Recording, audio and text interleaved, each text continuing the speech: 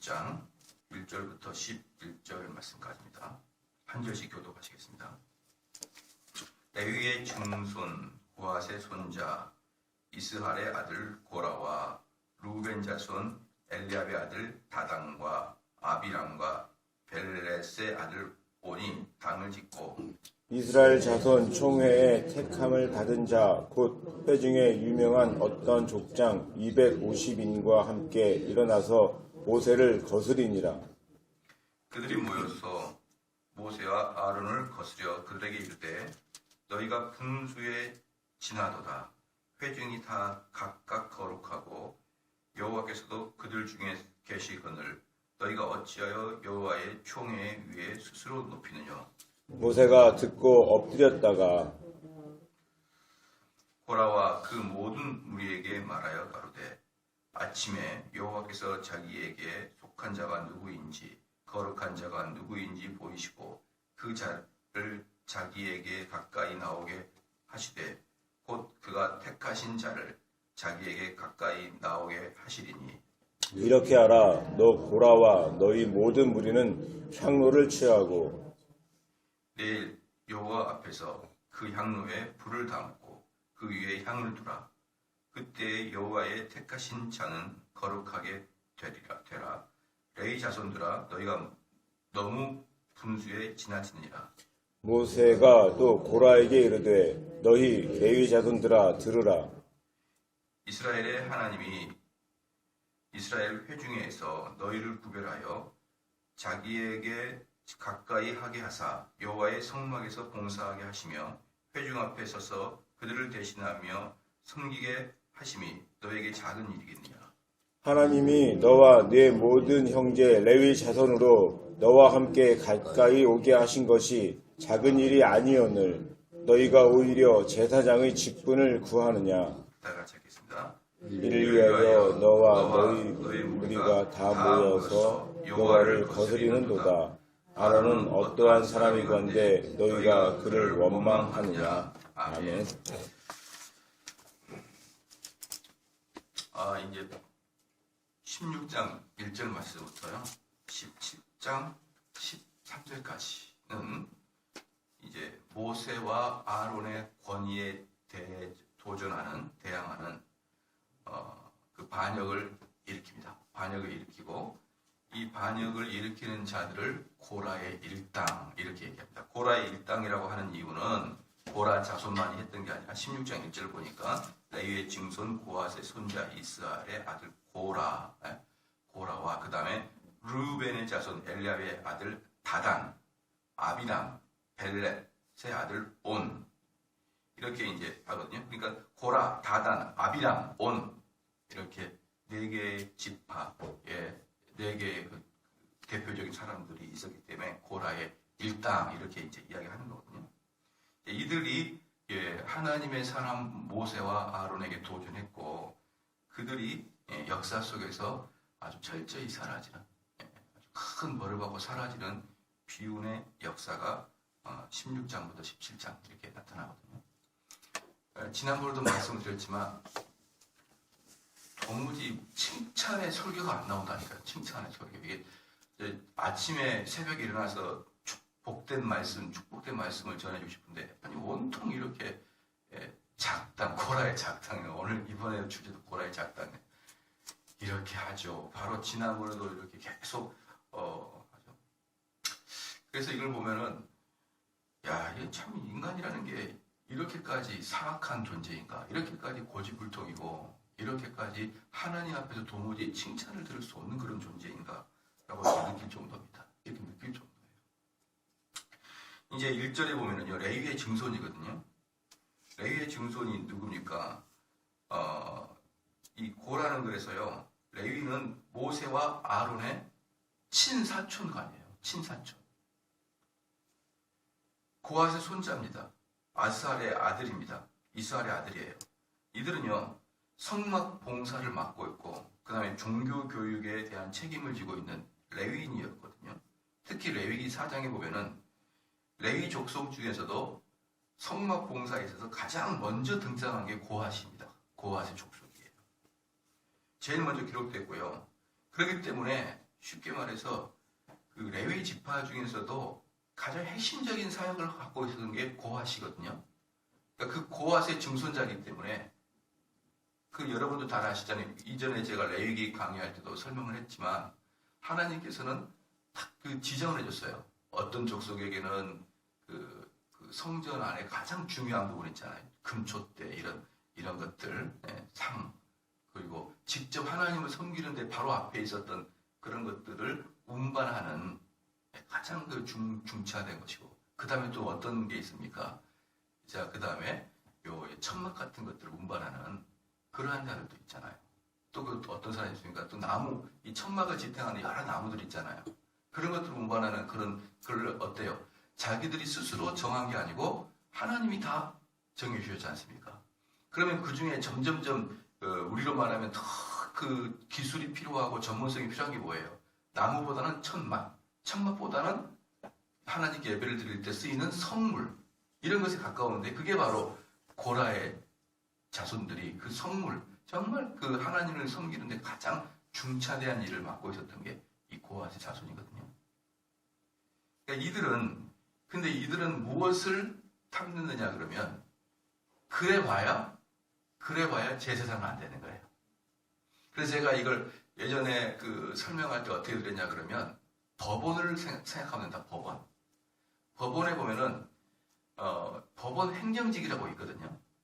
그래서 그것도 사법가의 행정고시에 포함이 돼요.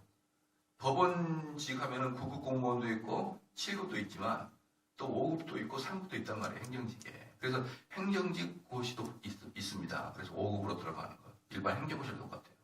그런데 문제는 뭐냐면, 그래봐야 누구 밑이니까? 판사들 밑이라니까요. 판사들. 그래서 법원에는 여러 행정직이 있지만 그 행정직이 존재하는 이유는 재판을 원활하게 진행시키기 위해서, 즉 속된 말로 재판장의 보조적인 역할을 감당하는 게 법원 행정직이에요. 그렇기 때문에 법원에서는 결국은 행정직을 감당하는 것은 재판장의 밑에밖에 있을 수 없다. 그래서 자기가 아무리 행정고시를 보고 들어가도 결국은 재판장을 보조하는 역할밖에 안 되니까 불만인 것이죠. 그런데 이제 그들은 당연히 시험을 보고 들어갔으니까 사법고시를 본 중에서도 아주 성적이 우수한 자만이 재판장이 되기 때문에 자기들은 그 재판장에게 버금갈 수 없어, 이렇게 자조적인 섞인 마음으로, 그리고 자기가 선택해서 공무원이 됐으니까 별로 불만은 없을 수도 있는데, 모르겠습니다. 있는지 없는지 모르겠지만, 아니 여기는 뭐예요? 그냥 태어나면서부터 아론의 자손은 재판장이고, 제사장이고, 고핫의 자손은 태어나면서부터 그냥 성물 담당하는 거. 이게 불만인 겁니다. 사람이라는 게요. 사람이라는 게 본성적으로 태어나면서부터 그 직을 유지하는 것을 사람들은 싫어합니다. 예컨대 왕족들, 귀족들, 누구는 태어나면서도 금숟갈 물고 다냐. 이게 지금 한국의 화두잖아요, 화두. 누구는 태어나면서도 금숟갈을 물고, 누구는 태어나면서부터 흙수저를 물고 있느냐. 이 자체가 인간들 마음에 합당하지 않는 거예요. 그 대를 이어서 계속 가는 것이 인간들 마음에 합당하지 않는 건 원래 그래요. 여기서도 그러지 않습니까? 야, 누구는 아론의 아들로 태어났다고 해서 당연히 그렇게 제사장의 직분을 감당. 이때는 말입니다. 신정 정치체제입니다. 신정 정치체제. 신정 정치체제 때 제사장은 지금의 목사나 지금의 사제들하고는 전혀 달라요. 거의 왕 위에 있는 거예요. 왕 위에. 정치적 지도자 위에 제사장이 있는 겁니다. 사실.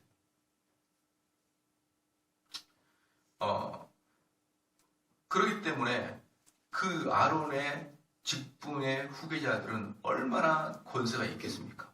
그런데 재밌는 게 뭐냐 그러면요. 반란을 일으켜도 멀리 있는 애가 아니고, 그 제사를 드리려고 그러면은 고핫 자손이 그 다 선물을 차려주는 거예요. 이것도 만지고 다 한 다음에 관리를 한 다음에, 그 관리가 끝난 다음에 뭐가 되는 거예요? 아론의 제사장들이 제사를 드리는 겁니다. 그러니까 실질적으로 아론의 제사장들과 가장 가깝게 있는 자들. 그러면 그 제사 직분이 우리 이제 저는 잘 모르겠습니다만 상상을 해보면 그래요. 그 제사가 다 끝나. 그러면 퇴근할 때 아론의 직분 고아 자손들하고 제사장의 직분 가서 국밥이라도 한 그릇 먹을 거 아니에요. 같은 동료니까. 안 그러겠습니까? 같은 동료잖아요. 그렇기 때문에 같이 그 제사장 직분을 일하고 그다음에 끝나고 같이 이제 그 성전에 대한 이야기도 할 것이고 또 어떤 그 권세 있는 자에 대한 이야기도 할 것이고 그렇게 자기들끼리 속해 있는 사람들끼리 그렇게 식사도 한단 말이에요. 저번에 뉴스에서 한번 나왔던 게 뭐냐면 그 판사하고 공판 검사하고 끝나고 식사한 게 한번 뉴스에 나온 적이 있었잖아요. 법원에서도 그래요. 판사하고 검사가 같이 식사를 해요. 이렇게 끝나고. 그건 뭐 당연히 그렇게 할 수밖에 없는 거예요. 그러니까 여기서도 보면은 아마 제사장들하고 그 레위 지파 중에 특별히 고아 자손들하고 같이 대화도 많이 하고 그랬을 거예요. 그러고 보니까 어때요? 니나 나나 똑같으네. 너나 나나 똑같은데 뭘 그래? 이렇게 분명히 생각했을 거예요. 그러니까 다른 것도 아니고 딱 고라의 작당, 고라. 그게 바로 성막을 제일 관리하는 가장 핵심적인 일을 하는 그 고라가 반란을 일으킨 겁니다. 반란을. 그렇죠? 이게 별로 어렵지 않아요. 그 다음에 3절 말씀에 그들이 모여서 모세와 아론을 거스려 그들에게 이르되 너희가 분수에 지나도다. 회중이 다 각각 거룩하고 여호와께서도 그들 중에 계시거늘 너희가 어찌하여 여호와의 총회 위에 스스로 높이느냐 이렇게 얘기거든요. 그런데 이제 이렇게 이야기할 때 모세를 직접적으로 겨냥한 게 아닙니다. 왜냐하면 지금 아론을 겨냥하거든요. 여기 가만 보면은 아론을 겨냥하는데 모세를 직접적으로 겨냥하는 건 같지는 않지만 사실은 어떤 겁니까? 모세까지 겨냥하고 있는 거예요. 모세까지. 왜냐? 12절 말씀 보면요. 12절 말씀 보면은 모세가 엘리압의 아들 다단과 아비람을 부르러 보내었더니 다단과 아비람이 누굽니까? 이 고라의 작당 중에 편집하죠. 그들이 가로되 우리는 올라가지 않겠노라. 모세가 불러도 안 올라가는 거예요. 그러니까 지금 분명히 이 모세에게 지금 칼끝이 겨냥되어 있는 것입니다.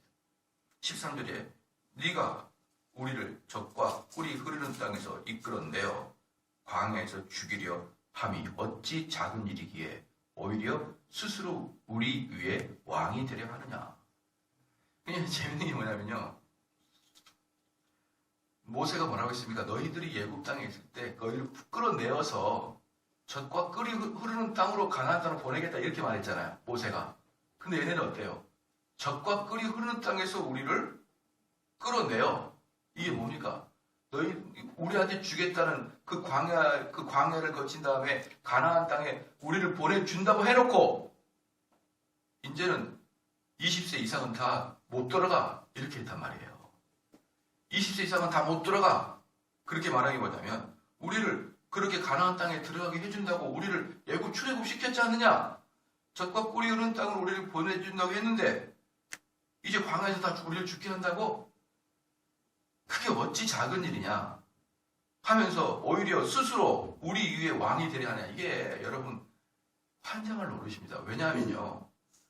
자기들이 죄를 지어서 못 들어간 걸 남의 탓을 하는 거예요. 그러니까 지금 요즘에 현대인들 어떻습니까? 현대 청년들 어때요? 자기가 공부 안 해놓고 자기가 기술을 안 배워놓고 사회에 들어갈 장소가 없다는 겁니다. 일할 데가 없다는 거예요. 하는 거라고는 아무것도 못하고 게임밖에 못하는 애들이에요.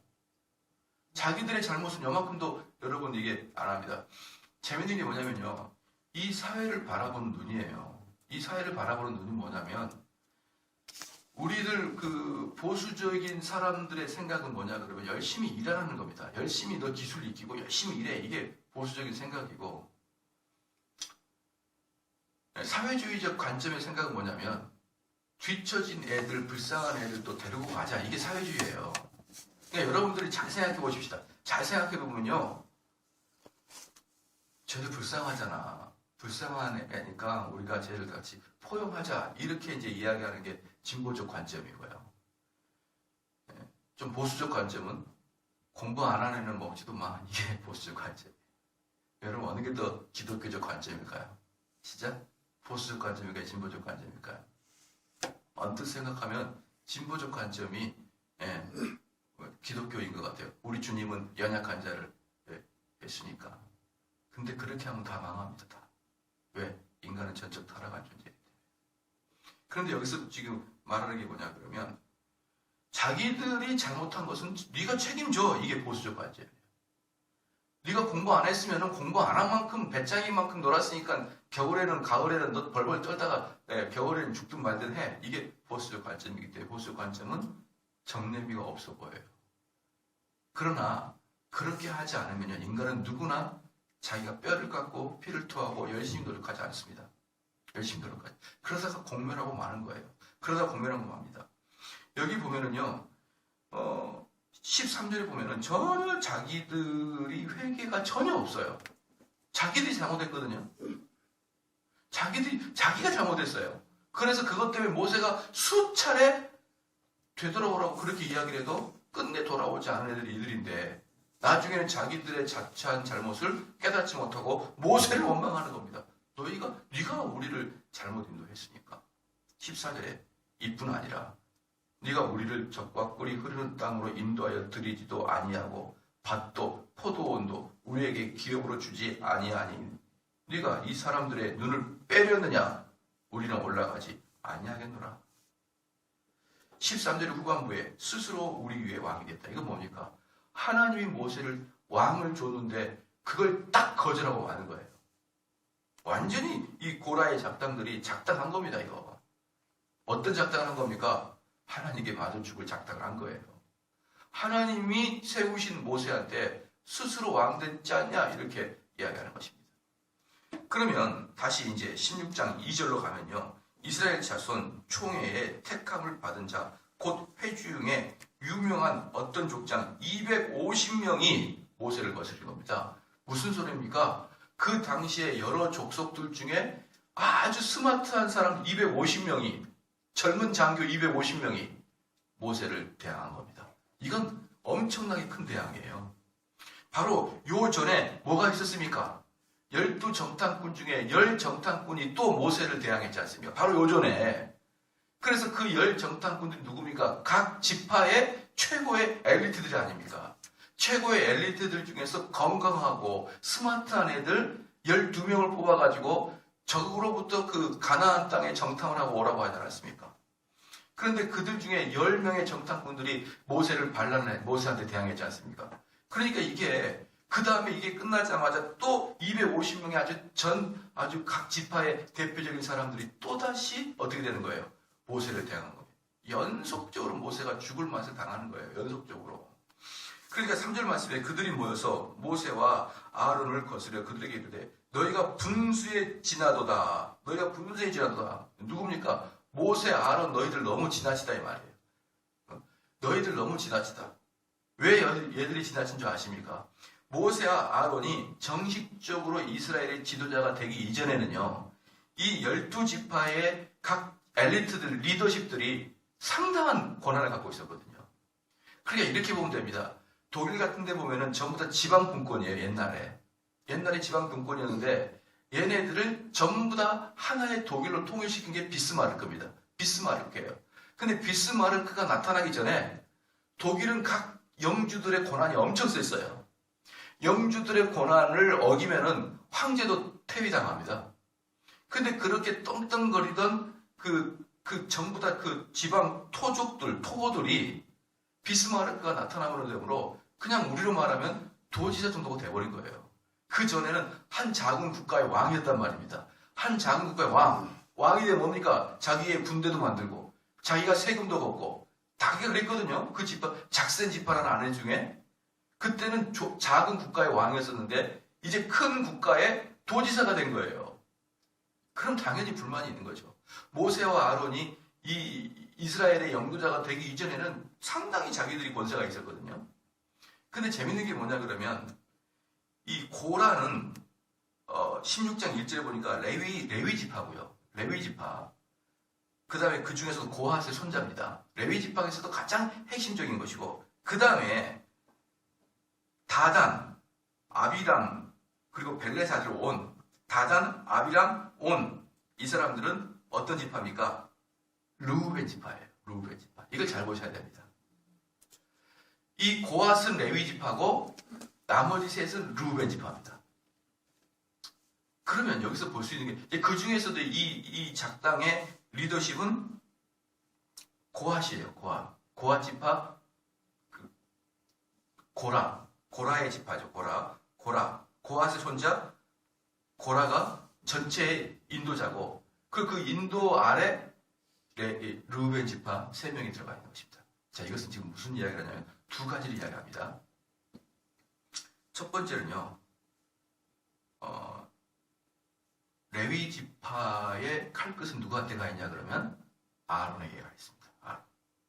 즉 우리도 제사장 하고 싶어 이거예요. 그러면 르우벤 지파는 누구에게 가 있습니까? 모세한테 가 있어요. 모세한테. 이건 뭘 뜻하느냐면요, 레위 지파인 고라는 영적인 지도자인 제사장의 직분을 탐냈고, 그 다음에 르우벤이 누굽니까? 이 르우벤은 야곱의 큰아들이에요. 큰아들, 장자, 큰아들. 그렇기 때문에 자기의 조상 르우벤이 야곱 시대 때 어떤 죄를 저질렀습니까? 야곱의 아내랑 잠을 자버렸잖아요. 자기 아버지의 첩하고 잠을 자버렸어요. 그래서 야곱에 의해서 엄청나게 저주를 받았거든요, 르우벤은. 근데 육체적으로는 뭡니까? 장자잖아요. 그러니까 이들 마음속에 우리가 정치적 지도자가 될 거야, 이런 마음이 들었던 거예요. 우리가 정치적 지도자가 될 거야. 우리가 장자잖아. 우리 조상이 비록 죄를 졌지만 우리가 야곱의 장자잖아. 그렇게 해가지고요. 근데 이 모든 것들을 주도한 게 고라였습니다. 그래서 고라가 제일 먼저 나오거든요. 그러니까 고라가 이제 첫 번째는 제사장 직분을 탐했고 정치적 직분을 탐했던 이들은요, 그럴 만한 자리에 있던 자들이었어요. 그럴 만한 있던 자리에 있는 사람들이 더 욕심을 부려서 그 위의 것을 차지하려고 했던 지파고, 두 번째는 뭐냐 그러면 레위 지파들이 동조를 안 했던 것 같습니다. 레위 지파 중에서 고라만 흥분했고, 그래서 레위 지파의 고라가 다른 레위 지파에 여러 사람이 있을 거 아니에요. 그 사람들한테 설득했는데 설득이 안 된 거예요. 그러니까 에브라임한테 간 겁니다. 에브라임한테 가가지고 또 꼬신 거예요. 야, 너가 장자잖아. 야, 너가 정치적인 일본지잖아. 이렇게 얘기해서 에브라임 지파는 모세를 대항하게 하고, 우리는 죄송합니다. 르우벤 지파는 모세를 대항하게 하고, 고라는 아론을 대항하자. 이렇게 협의를 본 거예요. 어때요? 아주 그럴듯하죠. 그러니까 생뚱맞게 대항을 하지 않는다니까요. 전혀 예상하지 못한 애가 나타나는 게 아니라 거기에 있는 애들, 아주 근접한 애들, 권세가 있는 애들, 그럴 만한 애들. 여러분 여기서 보면 뭘 느끼냐 그러면요, 여러분들이 언제 타락하냐, 딱 여러분이 권세가 있다고 생각하는 그 자리에서 타락합니다. 내가 이렇게 할 만한, 내가 이렇게 받을 만한 권세가 있어, 그런 권위가 있어, 그럴 때 바로 그게 타락이에요. 내가 장로인데, 내가 집사인데, 내가 권사인데, 내가 교회 20년 봉사했는데, 요때 거기가 타락의 자리인데, 여러분. 타락의 자리예요. 사랑하는 성도 여러분, 군대 가면은 이등병 정신이 있습니다. 이등병 정신. 이등병 정신은요, 절대로 왜 그렇습니까? 이렇게 묻지 않아요. 이등병들은. 그냥 고참이 100원 주고, 100원 툭 주고, 우리 때도 그랬어요. 툭 주고. 자, PS 가서 초코파이 3개 사오고, 뭐 칫솔 하나 사오고, 나머지 네가 써. 뭐 그럼 가서 사와야 돼. 100원 가지고 가가지고. 그러면 사오는 거예요, 그냥. 왜 그럽니까? 100원 나를 놀립니까? 뭐 이런 얘기가 안 통해. 근데 한 상병쯤 되면은 병장이, 야, 뭐 줘라. 그러면은, 아, 왜 그러십니까? 이런 이제 상병 때부터, 아, 왜 그러십니까? 이게 나오는 거예요. 왜? 병장이랑 아주 근접해 있거든요. 이등병 정신이 없어지는 거예요. 여기서도 보면은 결국은 누가 교만해집니까? 완전히 권세가 받을 만한 권세가 있는 자들이에요. 그렇게 교만해진 그 결과가 어떻게 되는 거예요? 멸절입니다. 멸절. 여러분들이 이 신앙생활 할 때, 이 땅에 살아갈 때 끝까지 버리지 말아야 될 것은 겸손한 마음이에요. 겸손한 마음. 하나님이 나에게 주신, 여기 뭐라고 했냐, 3절 말씀에 그들이 모여서 모세와 아론을 거스려 그들에게 이르되 너희 분수가 지나도다. 뭐래? 너희들 권세 너무 많아. 내가 레위 지파인 우리가 보니까 너나 나나 비슷하고. 그렇죠. 야, 에브라임 지파 내가 보니까 모세 너는 누구냐? 나는 에브라임인데 니나 나나. 이렇게 할 때 이런 자들이 눈에 볼 때는 너희들 권세 지나치게 많아. 이렇게. 근데요, 인간의 사악함이 지금도 똑같아요. 여기 보면요.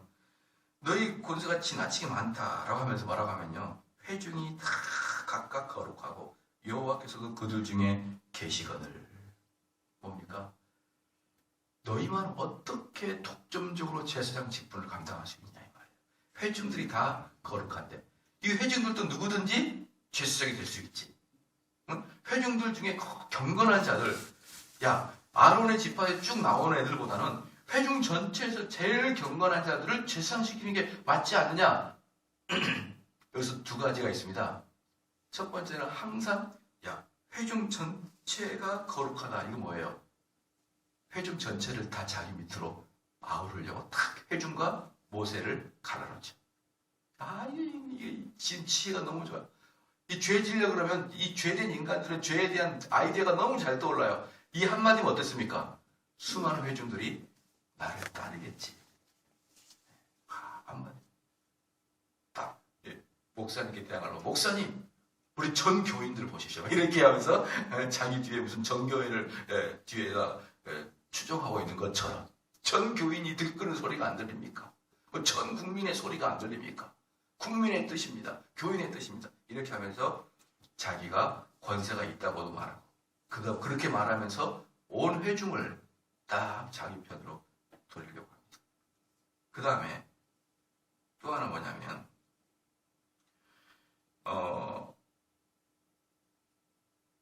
마지막에 그들 중에 계시거늘 너희가 어찌하여 여호와의 총회 위에 스스로 높였냐. 그러면 또 뭐라고 합니까? 너희들이 어찌하여 너희들만 한마디로 이거예요. 이거 좀 속된 말로 회중들을 개 돼지로 보냐 이 말이에요. 회중들을 개와 돼지처럼 보냐. 왜 우리들을 무시하냐? 너희들 스스로 높아졌다 이 말이에요. 근데 사랑하는 성도 여러분, 우리 레위기 때 배웠죠. 모세와 아론이 스스로 높아진 겁니까? 하나님이 그들을 지정하여서 모든 이스라엘 사람들이 다 보도록 그들을 택하시고 하나님께서 그리고 일주일 동안이나 아론의 제사장직을 성대하게 위임식을 가졌잖아요. 사람들이 다 보도록 여호와 하나님이 그것을 뻔히 봤던 이들이 회중들 앞에서 뭐라고 합니까? 너희들 스스로 높아지려고 한다. 4절 모세가 듣고 엎드렸다가 5절 이 엎드린 게 뭡니까? 나는 너희들하고 말하고 싶지 않다는 거예요. 모세의 특징이 뭐예요? 발라만 일으키면 뭐합니까? 하나님께 엎드려요. 발라만 일으키면 그들한테 논쟁하지 않습니다. 그들과 탄원하지 않아요. 그냥 하나님께 맡겨버립니다. 5절 말씀에 고라와 그 모든 물에게 말하여 가로되 아침에 여호와께서 자기에게 속한 자가 누구인지 거룩한 자가 누구인지 보이시고 그 자를 자기에게 가까이 나오게 하시되 곧 그가 택하신 자를 자기에게 가까이 나오게 하시리니. 보십시오. 여기 보면은 아침에 여호와께서 자기에게 이 모세한테 뭐가 있습니까? 당당함이 있는 거예요. 당당함. 이 모세는 여러 반란을 거쳐가면서 더 당당해져요. 왜 그럴까요? 분명하게 하나님이 모세와 아론을 합법적으로 세우신 걸 모세가 알고 그리고 지금까지 모세가 하나님이 자기와 함께하고 있다는 걸 깨닫고 있었거든요. 그러니까 이제 무섭지가 않은 겁니다. 당당해요. 너희들이 아무리 지져봐라. 그리고 모세가 엄청난 이야기를 합니다. 여러분 이게 엄청난 이야기는 뭐냐면 아침에 여호와께서 자기에게 속한 자가 누구인지 거룩한 자가 누굽니까?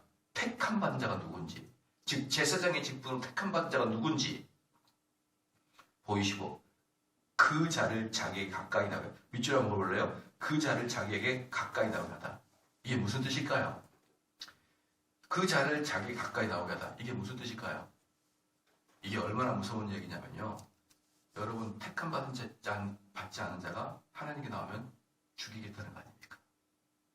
이게 엄청난 이야기를 하는 거예요. 지금 뭡니까? 누가 택함 받았는지 하나님 앞에 한번 서볼까? 이 뒤에는 너희들 죽어. 이겁니다. 너희들 죽어. 모세의 엄청난 선택입니다. 그래서 이제 오늘 말씀 여기까지 하고 이제 또 내일부터 해드리겠는데요. 이 6절에 이렇게 하니 너 고라와 너의 모든 무리는 향로를 취하라. 향로가 뭡니까? 다 너희들 향로를 들고 와라. 이게 향로가 뭐예요? 하나님 앞에 들고 나갈 거잖아요. 제사장들이 하나님께 들고 나가요. 향로를 왜 들고 나간 줄 아십니까, 여러분? 여러분 앞에서 배웠는데, 레위기 때 배웠는데, 향로를 가져가야 하나님으로부터 자기를 가리우거든요, 연기로. 온통 이 회당 안에, 지성소 안에 연기가 꽉 차잖아요. 그 하나님을 직접 안 보게 되잖아요. 그 향로를 취한다는 게 뭡니까? 두렵고 떨린 마음으로 하나님께 간다는 거거든요. 자, 근데 너희들 이제 향로 들고 하나님께 갈 거야. 이게 뭡니까? 모세가 그들에게 마지막 경고를 하고 있는 거예요. 우리 예수님이 가룟유다한테 경고하듯이 너 돌이켜라고 하듯이 모세가 너희들 향로 가지고 하나님께 나가볼래? 한번? 그래가지고 심판 받아볼까? 이렇게 얘기하는 것은 모세가 고라의 장단들에게 빨리 회개해 이 말이거든요. 그런데 이왕 이미 마음에 욕망이 싹튼 자들은 눈에 보이지 않습니다. 그렇게 안 보여요. 그래서 그들은 오케이 해버린 거예요. 향로 가지고 내일 아침에 한번 가볼까? 하나님께 심판 받아볼까? 사랑하는 성도 여러분, 이게 인간인 것입니다. 고라의 작당이 누굽니까? 고라가 누구예요? 레위 지파 중에서도 가장 중요했던 고핫 자손이잖아요. 그 고핫 자손이 누굽니까? 하나님 말씀을 얼마나 깊이 알고 있는 애들이에요.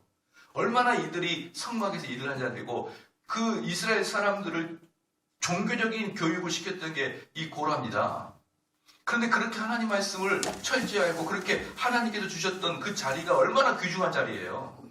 근데 그게 욕망이 딱 들어오자 보이지도 않고 깨우쳐지지도 않고 회개도 안 되고 하나님 말씀 알고 그 종교적으로 높은 자리가 오히려 이 사람을 영원한 절망에 빠뜨리는 그러한 역사로 빠지고 합니다. 우리가 이 말씀을 들으면서 우리가 좀 뭔가가 권세가 있을 때 회사건 집안이건 교회사건 간에 뭔가가 있을 때 내가 얼마나 하나님이 그 자리를 주신 것에 감사하고 겸손하게 그 일을 수행해 나가야 되는지 여러분 깨닫기를 주의로 축원합니다. 기도하겠습니다.